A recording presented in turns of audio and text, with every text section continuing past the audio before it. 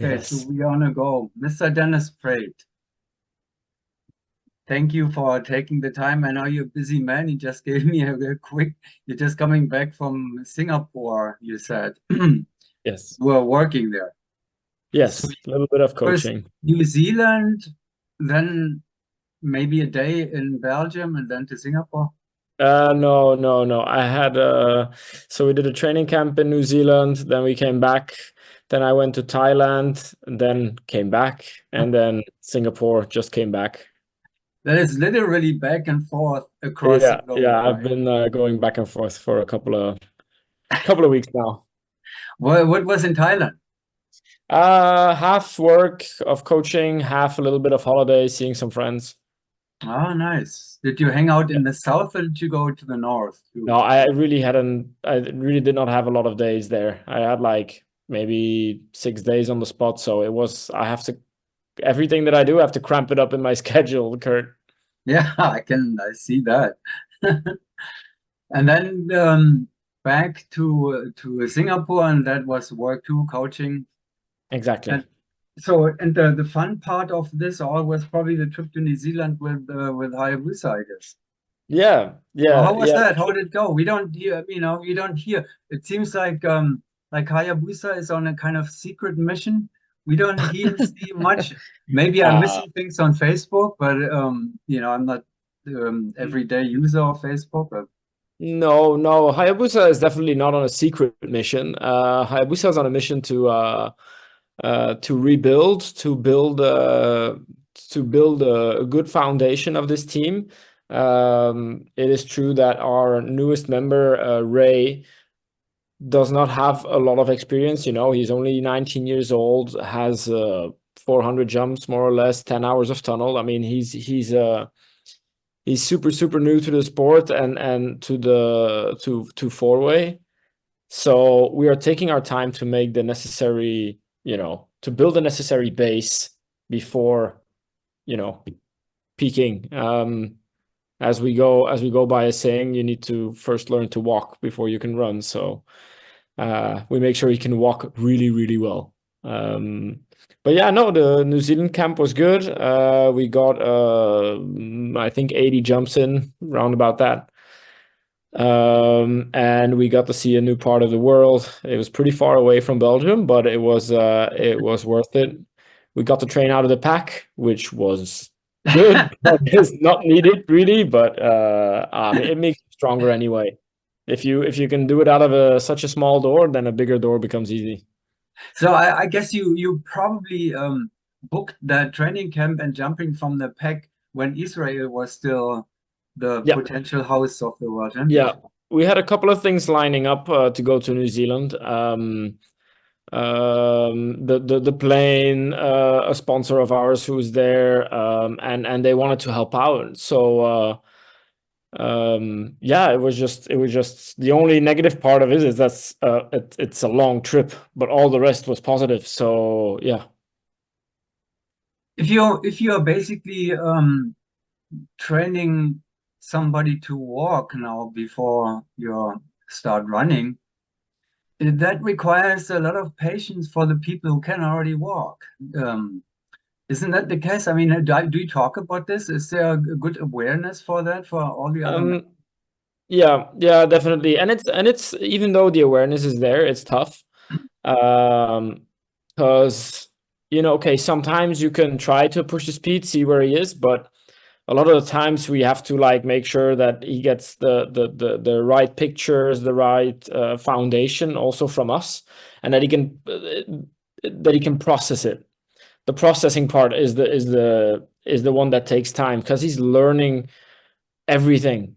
And his flying, I'm not too worried about. Okay, we're also giving him tips on the flying, so it's a big list of things that we're giving him tips on. But Yeah. you can see it when he's training. He's like it's constantly busy. So obviously, in one part he'll do good, remembering block techniques, the pictures and whatnot. But then he'll forget about his flying or you know how it goes when you're thinking about stuff and you can only think about so much at the same time, right? So yeah, patience, but he's doing good, and the team atmosphere is great, and we're having fun. So we're just looking forward to building it up, and in a couple of years' time, being back in the fight for that gold medal. So sometime I would love to have maybe you and Ray together, in a conversation about this kind of stuff, because that is obviously would be extremely interesting to hear that from him, on the other side of it. You are the coach, the observer, the world champion. He is on the other end, how you're exchanging information, how you're exchanging information, processing information. That would be extremely interesting. You probably hear from him, I guess. You talk about that Yeah. sometimes. I will see him this weekend in because we have the Belgian nationals, it's the qualifying event for Macau this weekend, and we will not be attending, but everybody will be there apart from Bob. So yeah, I'm there with him this weekend. Oh, I that can is the official arrange qualifier. something. Okay, yeah, well, I would be, extremely interested in picking his brain a little bit Yeah. and then, discussing it together. Are you working with a kind of a sport psychologist or, some mental coaching? No. Unfortunately, we have a fixed budget, as you know, and everything goes off of that budget. So, um, we if we would spend money on that, then we would jump less, Yeah, because we take from that budget. But we've had a lot of experiences with sport psychologists in the past, well, from the old members. So we're trying to pass that on, notes that we have from that, and all that kind of stuff. So yeah, we're trying to do the best we can. wouldn't the Belgian Federation or the military have a sport psychologist for their athletes? I mean, you're not the only athletes in the system, no? Hmm. Yeah, but all the other athletes work with their federation, and we get exclusive good treatment from the army, and our federation is not so big, the Belgian Yeah, skydiving federation. yeah. Well, let's talk about an event that recently happened. I mean, a few events have Yeah, a happened. few. I'm sure that you have studied in and out all the details of what you could see and take away at the Shamrock Showdown. Yeah. What did you see, Dennis? You saw surely more than I did. And I saw first of all, very sad that the French yeah, lost a member. Like, he hurt himself, so I hope he gets better soon. Um, so they were a little bit handicapped with no, I take nothing away from my two, but obviously you're handicapped with if you yeah, jump with somebody bring it that you're up. not used to.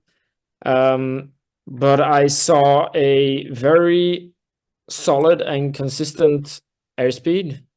Like, if you see their jumps, all their rounds, they're very how should I say, textbook. Like the techniques, the working together, everything looks super good. They hurt themselves a little bit on the random round, unfortunately, but the judges were very severe on non-stationary grips, and I'm sure they saw that on their score sheets, because I think almost or 90% of their busts were non-stationary grips, also from other rounds. So I'm sure I don't have to tell them to work on that. But apart from that, it's I mean, a 28.2 average. Obviously, the random would have helped, but it's a great average. I mean, there's nothing. They're on top, and it's clear why they're on top. It's going to be very tough for a team to beat them. Here's a random round um, to look at. Maybe you can give a few. Did you? I mean, I saw on the score sheet is showing five penalties. Was it easy for you to detect them? I had such Um, a you hard know, time to there find. there are a couple of random goes so fast, and there are a couple of spots where you could like potentially say like, oh, is it this one or that one? But I believe I saw 2 times a K slip from the tail on the outside center, on the cat. Mhm. But they're not all on the same place, all the busts. It's not like it was always the K or always the B. Yeah, there were just a couple of different spots. So yeah, I think that's it's also a little bit the name of the game when you go so fast. Yeah, and it's all, the explanation on this, it's all non-stationary grips. Yeah. I mean, it is so extremely difficult I mean, if you're judging it, you have to look at four people with the stationary grips or not on a pace of 50 plus. I mean, without slow motion, I don't think there's any Yeah, chance. yeah, yeah, yeah. But you need slow motion for this one. But I'm in a way, I'm happy that they look at it in slow motion. Obviously, not 10 times because then you can bust any little hesitation you have. But it shows us that okay, we have to go fast, obviously, but we also have to be clean because um, I only take my hats off to judges if they can judge correctly. Because in the past we've had moments where busts were not busts, Right. and then you start, questioning the level of the judges. So I'm really happy to see this as well. And I mean, for the rest, they've been super clean airspeed. Every round that I saw was as I said, like it's a textbook round. And I think even this is the start of the year. I think they have some energy left when you see them jump. Yeah, it doesn't look like they are. I mean, that's one of the major advantages that they have right now because they are so familiar with the pace, right? Yeah. So Yeah, they don't, that's what I was thinking when I saw them. It's like it looks good, it looks solid, but it doesn't seem like they're going full out. right. And why would they, Because they know they have a distance and ahead. E- So when they see that Yeah, somebody's I moving mean, closer, maybe. I'm sure they would have set a goal for themselves as a team, what they wanted to achieve for this meet, and whatever that goal was, if it was to be um, as clean and as solid as possible. So if we take away the random round, then they only had two busts. So Mhm. so Yeah, that's a very nice statement. yeah, exactly. So, what else if we are already here looking at some of the possible, yeah, two busts in Yeah, round and four. that's it. And then Yeah, the random round. yeah, yeah, it's impressive, no doubt. I mean, how they have worked their way up to this point. What else sticks out, stands Well, out? I definitely watched the two French teams, because well, the girls, because of that team has always been like a world champion team, the French girls.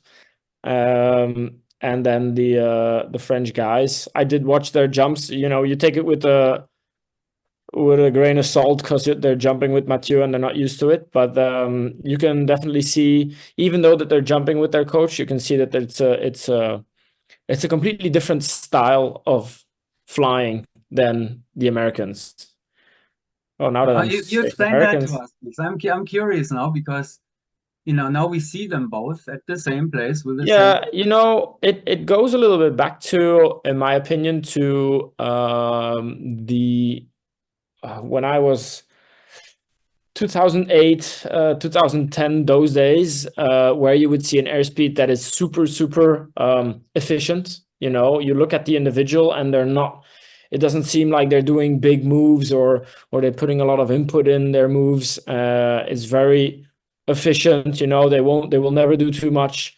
And the French are a little bit more energetic, young guys in the team. They want it, and I think they sometimes, like sometimes do bigger moves than what is needed. Um, but Hmm. yeah, Interesting. then I yeah, had this conversation recently with Dave because the recent competition in the Czech Republic, the indoor competition, Jan Klapka, this project that is, he said that David was recommending to the former juniors of the Skywalkers Junior to slow down. Yeah. Just simply slow down. Is that a similar case with young kids? They are very eager, they want to move, and they're Yeah, wasting some energy. a couple of days ago I was in Singapore and I had the same reaction to a team that I was coaching. They were very eager to fly, energetic, a lot of big moves. We want to make points, which is true. We want to make points. But it'll hinder your, you take so much energy that you take time to go from one point to another because you cannot stop your energy and all that kind of stuff. But in a way, it's better to have to say to people that they have to tame it down than to get a team that is where there's no energy in it, and you have to say like, hey, come on guys, you have to make some points here. So in a way, it's better to have people because that shows you they're eager, Yeah, So yeah.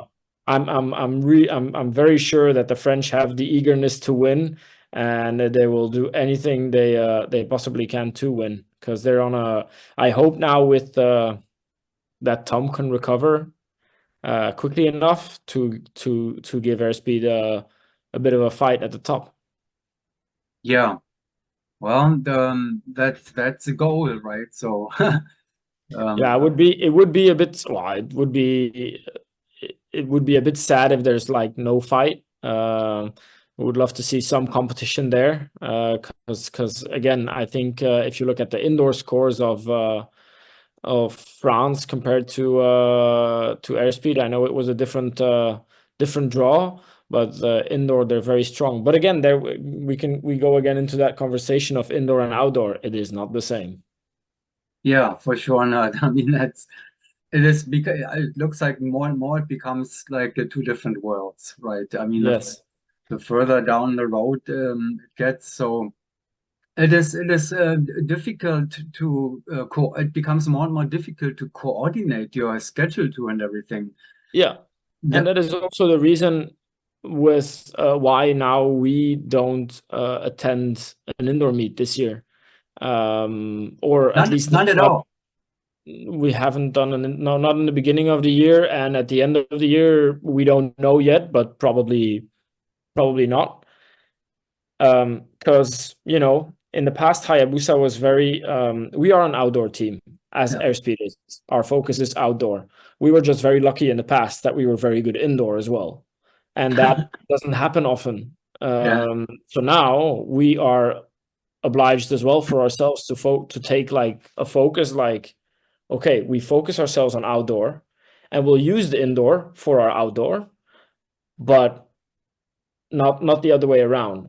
Whereas in the past we were so strong that we could handle going indoors and train purely for indoor, because it's still a different style. You go at a different pace. It's all faster, and if you train purely for an indoor competition, it's not really focused on outdoor. All the time you spend doing entries in a tunnel, you don't need that to go outdoor skydiving. No, that is really an extra effort, yeah, no doubt. So when you go to an indoor competition, you have to. I mean, the major difference, of course, is the first page. and and Obviously. and a continuity plan as well. Like you can make your continuity plan so big indoors because you can twist yourself up in a couple of different positions because you don't have the rig on your back Mhm. and all that. So you can make stuff so small and cheat stuff so much that sometimes a different engineering comes up easier than when you're outdoor skydiving. Mhm. Yeah, yeah, amazing how it drifts so apart from each other more and more, basically. And then the outdoor teams who are focusing on outdoor, they are so much better than too, because jumping from planes, you cannot simulate that. There's No. absolutely no way to simulate that. You see that even, I mean, you see that on the top teams. excuse me, airspeed France, you can see that the strategy includes going slower on the hill, on the first page. And then Yeah. later on, you can see when they begin to pick up the pace, on lower. So Mhm. you don't have in the tunnel doesn't exist basically, right? No, no, and I would say if you're really trained, then in the air it doesn't. The only reason why you are going slower on the hill because you have less air, but Right. not big. In the beginning with HayaBusa, we did that as well, to build it up throughout the jump. But the more jumps you get together, the more you know your speed that you can go out of the door, and you can fly pretty fast on the hill, but not as fast as in terminal. Yeah, right. Do you think that maybe kind of the additional energy that we are seeing with the young teams and and other teams which are that this is coming from indoor training, because indoor training everything is faster and can be done faster and blah blah, and there Yeah, is skill and all that it that is. It is just very difficult to translate yourself from a indoor rhythm and flying style to an outdoor. Mhm. And vice versa. If you want to be competitive indoors and you take an outdoor flying style, it requires some adjustment because it's not the same. You have to go faster indoors. You have Yeah. more freedom to fly. You have less weight on your back. Um, it just goes a lot faster. And outdoors, there are some difficulties there with references, with the rig on your back, more levels, energy, which what I mean, momentum and all that stuff. So yeah, as much as in the past we would say that tunnel is difficult. Tunnel is difficult at a high level and at a very low level, but tunnel also makes stuff a lot easier. For example, I'm saying, an outdoor team would struggle with block 12, the Bundy with the compressed turning forward, and you always get distance. We need to, usually they would say, we would need to drill that in the tunnel. Sure, you can go drill it in the tunnel and it will be fine because you won't go far. And then you go take it back in the sky and you haven't solved the problem. You need to jump if you're focusing on outdoor. So the next level of question then would be going a step further.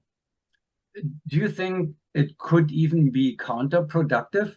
Would you say either way, no matter which direction, going from indoor or training too much indoor is counterproductive to outdoor, It or it only depends. outdoor you will not be good within indoor? Yeah, because I can talk from experience, let's say, because in the past, in my first years with HayaBusa, we would do indoor training in between outdoor, although there was no indoor competition coming up. We were just doing indoor because we thought it was good for the outdoor. So I would say it depends which level you're at.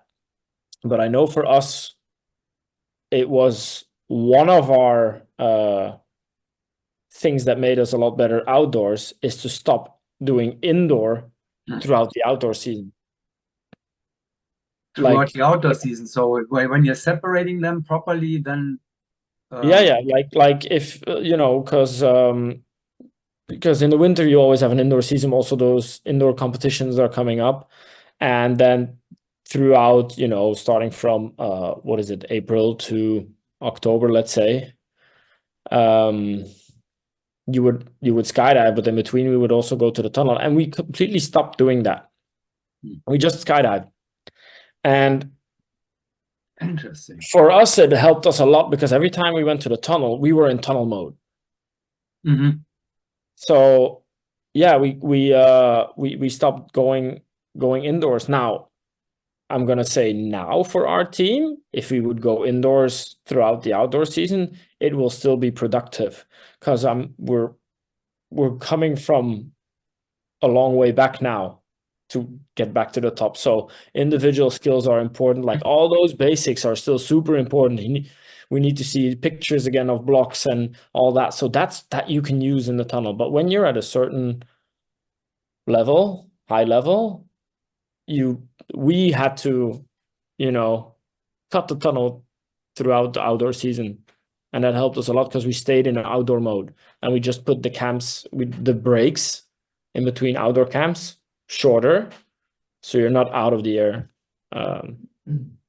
so long. Yeah, and you and other top teams, the Tigers, yes, you are, even if it is winter in Europe, or I mean Arizona is different story, but in Europe teams don't really do the Germans are coming next week again. So there's a few teams who are um booking training camps outdoors in the winter during the winter time, which Yeah. requires time, travel, and all Yeah. that kind of stuff.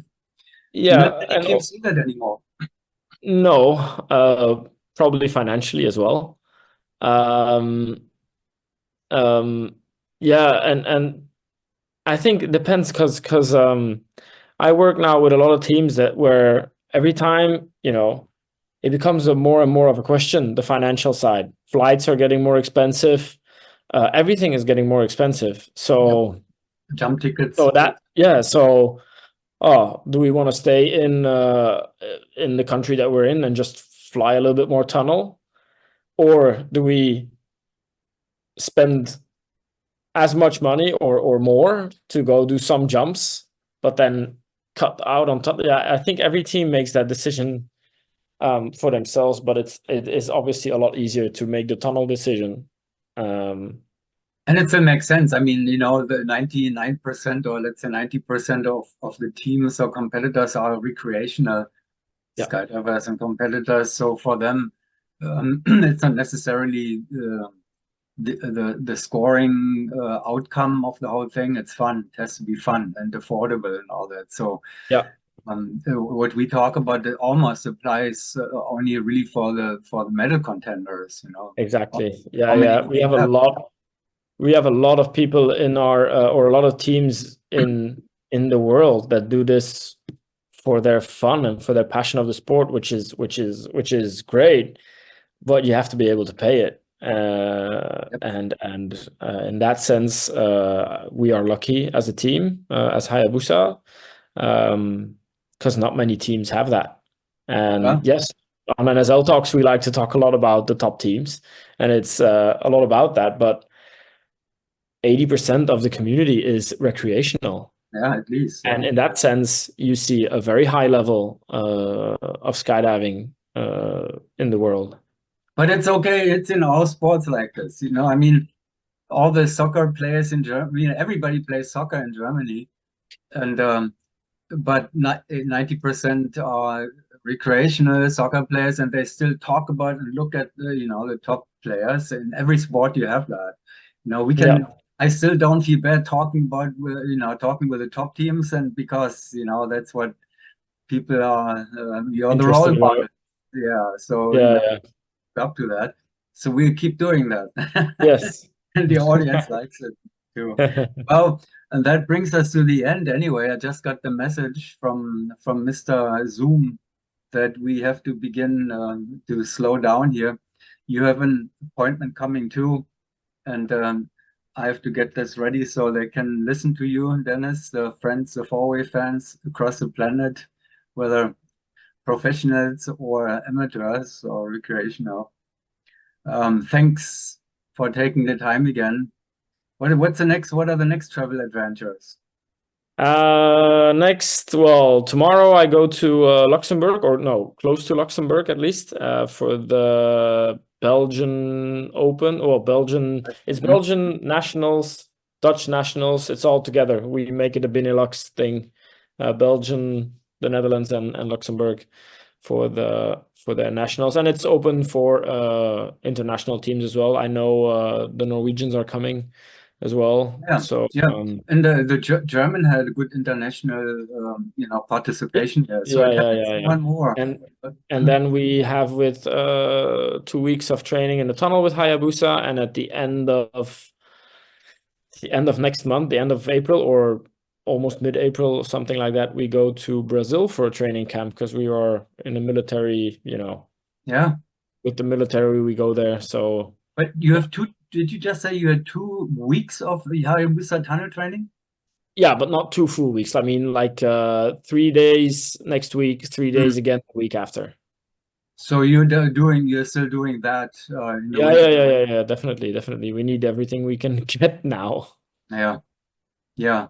So the next competition will be basically the World Championship, the outdoor nationals before that, or outdoor? No, outdoor nationals.